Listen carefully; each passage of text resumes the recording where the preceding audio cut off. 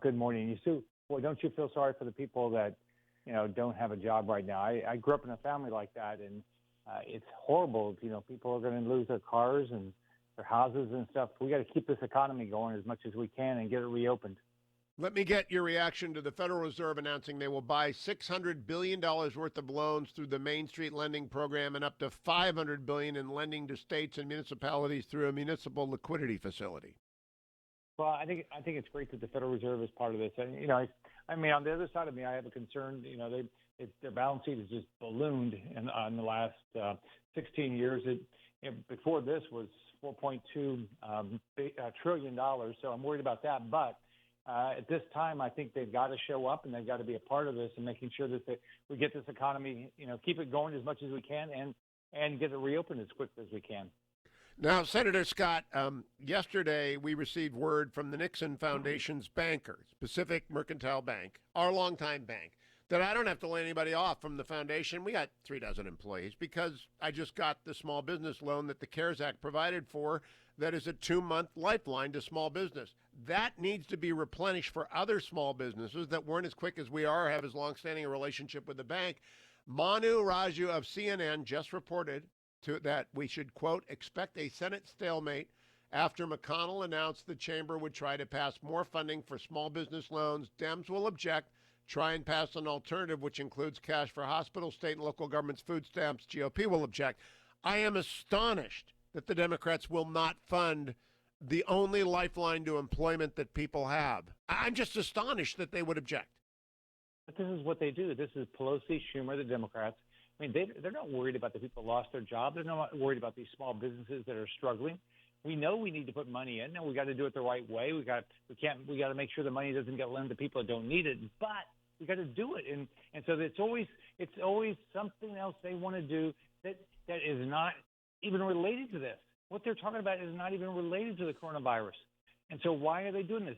Remember in the last one, Schumer and Pelosi put in, $25 million for the Kennedy Center, $150 million for the National Endowment for the Arts. It might be nice to have. We have a crisis. Let's deal with the crisis.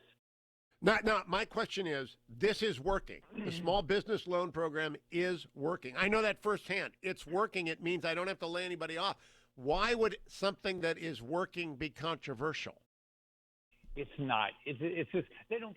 But the Democrats and Pelosi and Schumer, they don't care about that. They're going to take every crisis. They're going to follow what Rahm Emanuel says. Don't let a crisis go to waste. Let's see what we can do to change the world. Let's get all of our liberal stuff in here. Let's work at it every day. Don't worry about the big problem here. Spread the coronavirus, people losing their jobs, the small businesses. Let's get our liberal stuff in here. And that's what Pelosi and Schumer, the Democrats, do. They don't care. They're just taking advantage of us. So let's assume that they will I believe the blowback will be enormous. They're going to cost millions of Americans their jobs if they do not replenish this fund. And no one else cares about their wish list. Let's say we get that. That will be phase 4 when they do recede their objection. I just do not believe it's sort of like Schumer has made some step on the rake moments before, but objecting to the relief of small businesses would be like stepping on a rake 5 times. Eventually you'll get the message. When we move to phase 5, Senator, I want some defense spending to answer China. I mean, this is incredible. We spend $2.2 trillion without upping our China-facing defense systems. What say you? I agree with you, Hugh. We've got to understand China is not a competitor. China is an adversary. You look at how they handled this. They were not transparent intentionally, in my opinion. You look at what they did and what the WHO has done. They were not transparent. Americans, Italians, Spaniards, Brits have died because of that. And so they're going to do everything they can to take advantage of this crisis and hurt America and build themselves up. We've got to understand they're building a military bigger than ours, and at some point they're going to feel comfortable confronting us. And it's not confronting America. It's confronting free trade. It's confronting democracy. So it's confronting our way of life, and that's who China is. They're a totalitarian government. It's communist China run by the Communist Party. Don't ever forget that. When you think about buying a product from China, just remember what they just did to us. They lied to us. They intentionally lied to us about this crisis.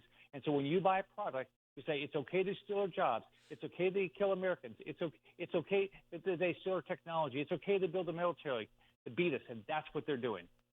So, Senator Scott, I hope when it comes time, we forward fund. I asked General Deptula all of the F 35s for 2 years, which is an additional 48 for the Air Force and the similar number for the Navy and the Marine Corps.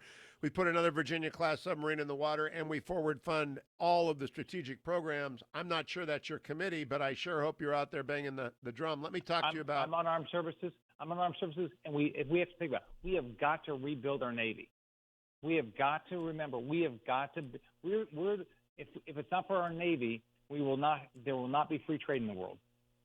That is a concise summary. I just wish that the entire Senate would realize it takes a while. You've got to put the money into the hands of these contractors, not on a year-by-year basis, but on a forward funding. You drop all the money into General Dynamics or whoever's building the Columbia class, and you say, go forth and build a dozen. Senator, let me talk to you about Joe Biden is the nominee. He is going to select the vice president. Chuck Todd and I just discussed it. I believe it's going to be Kamala Harris. What's your assessment of Senator Harris? I've been in the Senate 16 months. She's a nice person to be around. Her politics are just the opposite of mine. But, it doesn't really matter. They're all become socialists. What Bernie has done is he's shown what the party is. So whether the nominee was Biden, whoever his running mate is, they're socialists. They want big government. They want government to run our entire lives. They want Medicare for all. They want the Green New Deal. They are going to ruin the country that our founders built because they want to have control our whole lives, tell us everything, what we do every day. That's what they've become. So the Republicans are the party of freedom and the Democrats are the party of socialism. Is that the choice in November? Yeah. Do you want government to run your life, or do you want to have the opportunity, with no guarantee, the opportunity to do whatever you want? I grew up in public housing. I don't even know my dad. I eventually had an adopted dad. But my mom told me, thank God for the United States and a country where you can live under freedom. You can do whatever you want and be whatever you want. So in terms of how this will shape up, the virus will, of course, impact politics, both practically and in framing the election. I assume a recovery will be underway. If it's not, the world is really screwed. Do you assume a recovery will be underway by the fall? Oh, yeah. I mean, what we don't know is how fast it's going to happen. If we don't keep these small businesses in business, it's not going to happen very fast. They're most of the jobs in this country. If we don't keep people employed to the extent we can, it's not going to happen. So that's why I'm frustrated with the Democrats, what they're doing here. But I believe the economy will be coming back. I believe Trump will have a win because it's a choice.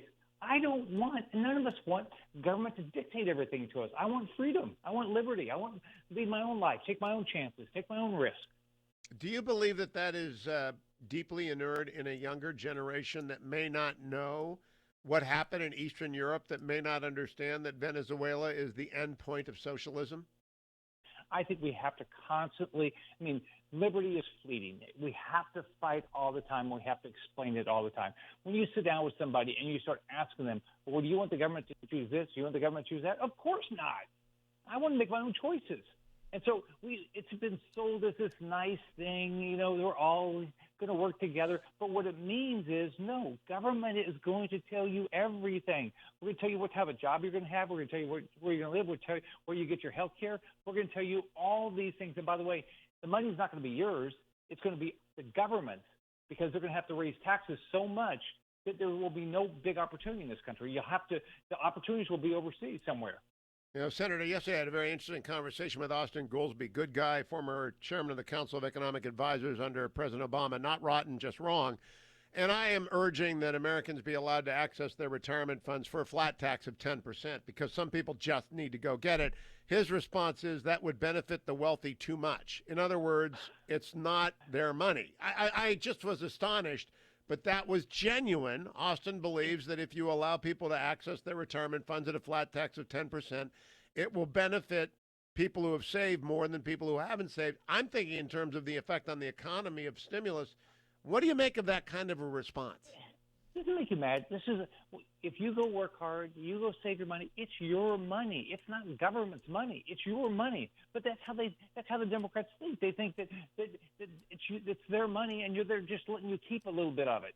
It's our money. We busted our butt for it. And by the way, you can do it a bunch of different ways. You can do a flat tax. You can say you can borrow it and you have to put it back in 3 years. Do something, but let people have access to their money. Now, the Senate did waived the penalty for early withdrawal. That's good. That's a first step. They waived the mandatory distribution. That's good. That's a first step. But there are 12 to 14 trillion dollars in tax advantaged accounts that we've got to put into circulation for those who need to access it. It's the restaurant owner who has to close unless he can get the money out of his retirement, but he can't give up his entire retirement to confiscatory taxes. Well, shoot, we're helping the restaurant with their employees, but when they have to go buy the food to reopen, right? Where are they going to get it? I mean, we've got to figure out how to let people have access to whatever resource they have to get reopened, to rebuild this economy.